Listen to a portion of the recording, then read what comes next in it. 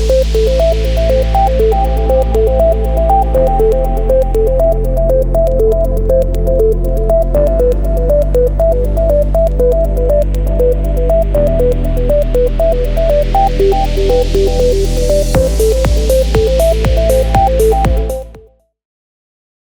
everybody, and thank you for tuning into this episode of MetriG's MetriSight podcast. I'm Beth Schultz. I'm the Vice President of Research and Principal Analyst at MetriG, and with me today is Whitney Meer. Whitney is an Applied AI Product Manager with NICE, and we first met at the Future of CX track that MetriG hosted at the IT Expo Super Show in Florida earlier this year. Whitney participated in a panel on knowledge management, and she had some really great insights to share. So I wanted to invite her here for the MetriSight podcast as well. I mean, certainly we need to talk a lot about knowledge management these days, given how vitally important it is to AI, and particularly regarding AI-enabled customer experience. So I'm really happy that Whitney took me up on my offer. Whitney, nice to connect with you again, and welcome. Thanks, Beth. It's great to see you and great to be here. Good. Okay, so let's just start with some fun facts with you. A little bit personal, a little bit professional. Just tell us 3 fun facts about yourself, outside of the work world. Yeah, I'm a textile artist and I teach embroidery at a nonprofit in Denver called Recreative. I'm a cocktail snob and I actually have tattoos of cocktail olives because I just love them so much. And for about 3 months last year, I ran an e-commerce shop that sold soup-themed hats. But I you shut it down. Yourself or just? I did not embroider them myself. I thought about it. Yeah, it was a drop shipping situation, but my Shopify free trial ended and I was not turning a profit. So I shut it down. Soup-themed hats. That is very Yeah. interesting. And what is your favorite cocktail? Do you have A one? dirty martini. A dirty martini. Oh, I Yeah, love a dirty martini myself. So that's why you have the olive tattoo, huh? Yeah. Okay. And textiles, what kind of textiles do you embroider? What can you tell us a little bit more about? Yeah. Actually, you can see one in the background back here, just kind okay. of wall art and pillows, napkins, stuff like that. It's very soothing and meditative. Nice. Great. Okay. So let's talk a little bit more on the professional side. Your title is Applied AI Product Manager. What does Applied AI mean broadly, and then specifically in your role at NICE? Yeah, it's kind of a new title that I think I've seen people sort of take up. Ultimately, it's a product management role. My role is to help ensure that the team builds delightful software that helps our business grow. And then applied AI is the descriptor of the technology that I hope to use to meet that brief. So AI, all kinds of technology, all kinds of folks building models, building the technology of AI. And applied AI looks like integrating that technology into existing tools and workflows. So that's sort of broadly what it means. And then specifically at NICE, I'm on the knowledge management team. So I'm bringing all of the wonderful generative AI technology we're seeing, all of the analytics capabilities in AI that we're seeing, and trying to apply it for our knowledge management product. Excellent. Okay, so your product manager, did you have an interest in AI prior to getting this product management role? Yeah. When did you start seeing it as a career opportunity? Yeah, it's a great question. I started in the world of data pretty early on in my career. I was a customer success manager at a tech startup, and I could see how much data we had at our fingertips about our customers that I thought we could use to make our customers' lives better and our business better. And then when we hired a data science team at that tech startup, it just blew my mind the kinds of things they were able to do with that data. So I had the intuitive sense because I could see it, and then I saw what the really skilled practitioners were able to do. And I ended up leaving that job to do a data science boot camp. And I learned to code and I learned how to build models. This was years ago at this point, so my coding skills are a little bit rusty, but I really learned the fundamentals of how this stuff works, how the technology works. And it's sort of all organically came together to be the basis of my career. And then I've worked at AI startups, and then I now obviously work at NICE doing this applied AI stuff.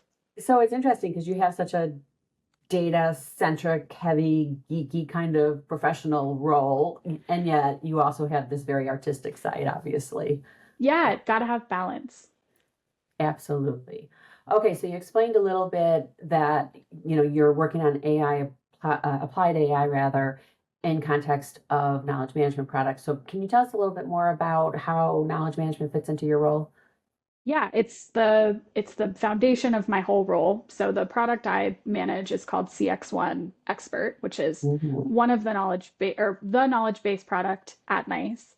Um, and so everything we do is focused on building delightful software for our knowledge managers and trying to make sure that their lives are easy and efficient, and that they get the knowledge that their customers need in those customer experience workflows.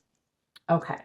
So knowledge management, obviously, that is just kind of a very old, thorny problem. There's, no surprise there, right? It is one of those tricky things that companies are challenged with.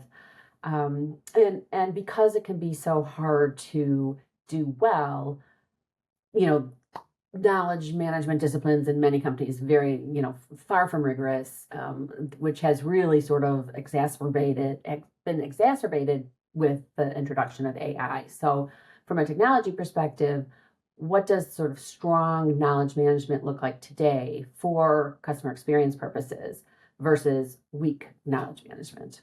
Yeah, it's an exciting time to be in the knowledge space because AI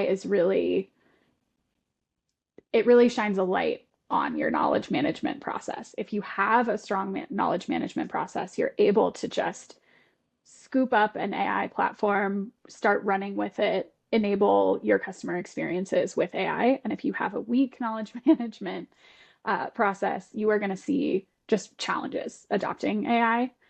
So when we see strong knowledge management practices and teams that are really able to just start running with AI, what we see is they've got web native content that is structured effectively. So it's in some kind of information architecture, information hierarchy that makes sense, and it's published on the web, even if it's behind a login for your employees only.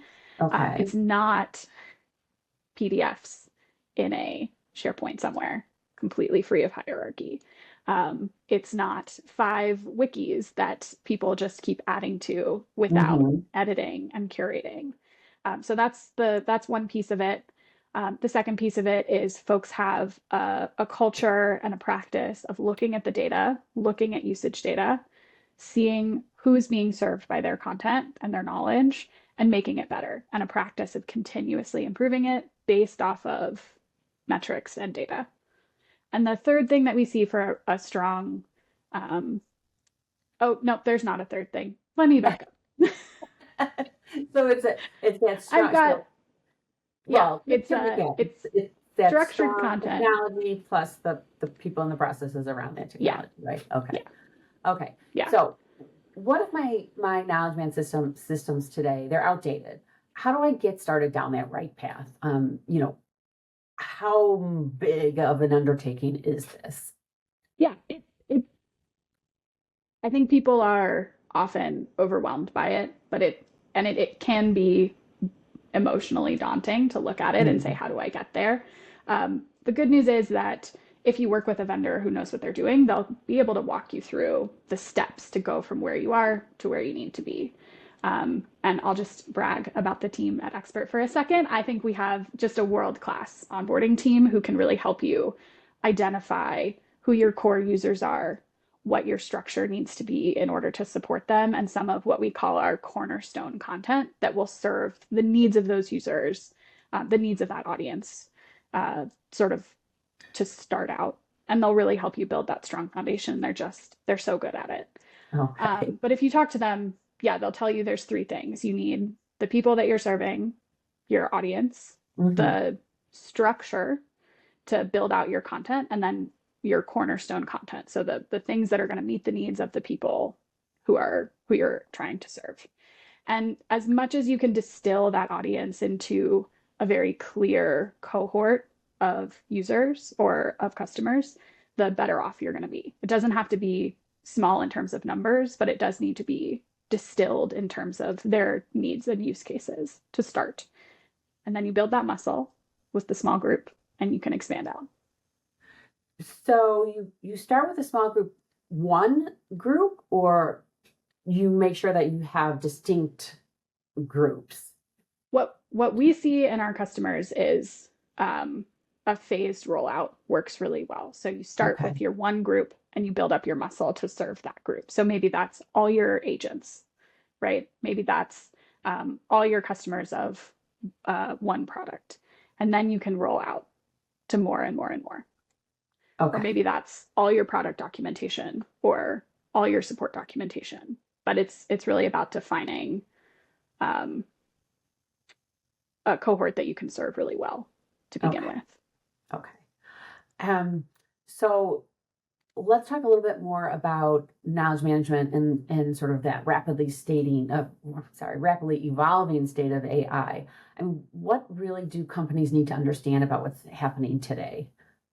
Yeah, I think folks need to understand that it's very noisy out there in the world of AI, but solid knowledge management practices still apply. And what we've seen over the last couple of years, that has been true as this AI boom has occurred, and I think will continue to be true. If you have readable, structured, discoverable content, your customers are going to be happy with it, your agents are going to be happy with it, and then the AI is just going to be able to slide right in and have success with that content as well. Okay, so there's nothing's really changed. It's just now the imperative to do it, Yeah, right? yes, 100%. Yeah, the basics are there, and this is good news and bad news, right? The good news is that this is a known thing. People have been doing knowledge management for a long time, and the bad news is that you actually have to do it, Yeah. which is the big challenge. And I do think more tools will be coming to help knowledge managers, to help them structure, to help them onboard content, to help them do that data analysis, what I sometimes think of as like back office knowledge management work. I do think tools are coming for that to help that speed up efficiency, but it doesn't change the core needs, which is structured, readable, searchable, good content. Okay, so we'll watch out for some more products coming from NICE, perhaps. But um, one of the things that NICE likes to talk about is knowledge management today really being about AI management. Can you explain what a little bit more about what that means? Yeah, it's a good question. So when I think about AI management, I think about controlling an AI system to meet the needs of your brand and to make sure that it meets your brand promise. It's acting on your behalf, um, and knowledge management can help you elevate that by feeding it really great knowledge about how your brand works, what answers to questions are, how to help your agents, how to help your clients. So when you have a really strong knowledge management practice, I feel like I've just said this over and over again. Structured content meets the needs of your users, readable. All of that gets fed into an AI system, and it helps manage that AI system in order to meet the needs of your brand and your users and Okay. your customers. I mean, you may be repeating it, but that it bears repeating, right? I mean, Right. it's really boils down to just that. Yeah. Well, maybe not Yeah. just that, but certainly that's Yeah. the core. And Okay, the just AI management, knowledge management piece, I'll just say one additional thing, which is that many of us have heard the term or the adage garbage in, garbage out, right? You can have sure, yeah, the fanciest AI system in the whole world, but if you feed it bad knowledge or poorly structured knowledge or confusing knowledge from your knowledge management system, it's going to spit out confusing answers and produce confusing experiences for your users. But if you have that strong, um, good knowledge, the good stuff, the not garbage that you feed in, you're gonna get good experiences out. so if you talk about hallucination, it's hallucination because the data has gone in the data that's gone in has been bad, Yeah, right? yeah, there's all kinds of reasons that all kinds of things that can cause hallucination, and one of them is you've fed it confusing information. Maybe let's say you have two articles from two totally separate wikis that have the two different answers to the same question. Right. Yeah. Um, the AI might spit out what you think is the wrong answer based off of what you know to be true, but it now is looking at two different articles that say two completely different things. And it's just a robot. It doesn't know how to decide what's true and what's not. So what you experience as a hallucination is bad data. I think I spoke with Aaron Rice with NICE uh, uh, earlier, and he talked about you need to have data accuracy, but you need to start with data fidelity, right? You have to have Yeah, faith in your data. So yeah, um, absolutely. Yeah. okay, Did so he Whitney, give just you a his couple. smoothie analogy? Let's see. We talked about broccoli. I don't think he used the smoothie analogy. Okay. What's that? Yeah, same thing. Building an AI system is like um, making a smoothie, right? So your AI is just your blender. It's just the tool. Uh, and if you are making a smoothie with bad ingredients, with like random stuff from the back of your fridge, or you're making your AI I smoothie don't from have a your clear picture in my mind, Whitney. if you're making your AI smoothie from your just sort of forlorn wiki that you don't pay any attention to, you're gonna get a gross back of the fridge smoothie. But if you make it with the good stuff, the strawberries and the pineapple at the front of your fridge, and you really know what's going into it, you make it with knowledge that you've seen recently, that you trust, that you care about, that you know is accurate, that is useful, your knowledge smoothie is going to be delicious. I like that. I like that analogy. And leave it to Aaron to come up with it. Um, Yes, yeah, okay, classic so Erin. Whitney, just a few last questions. What trends are you most watching around AI and generative AI, data, knowledge management, and then what's your vision of where all this is going to lead? Yeah, I've got two trends that I'm super excited about. The first one is interconnectedness and the way that I think we're going to see these AI systems start to be able to talk to multiple input systems, talk to each other. We saw that in Brock's presentation at Interactions with the way he was talking about, the AI being able to remember when you've had a touch point with a brand, and every time you've touched the brand, every time you've talked to the brand. And then we also saw it at the Apple Developer Conference. I don't know if you watched that. I was glued to it. Oh, no, I did um, not touch that, but I did it was, attend interactions. And just so those in our audience who aren't familiar with interactions, that's NICE's customer event, and it took place in mid-June in Vegas. Right? yeah, yeah. And the Apple Developer event, same time frame, they showed sort of a souped up Siri that can look at your texts and parse out um, restaurant reservation information just from your texts, and then can take that with the Maps application and say, okay, if you want to make your reservation, you need to leave at this time based on Okay. traffic.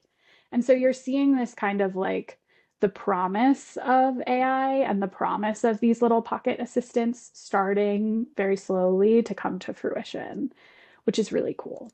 Yeah, that is And very then cool.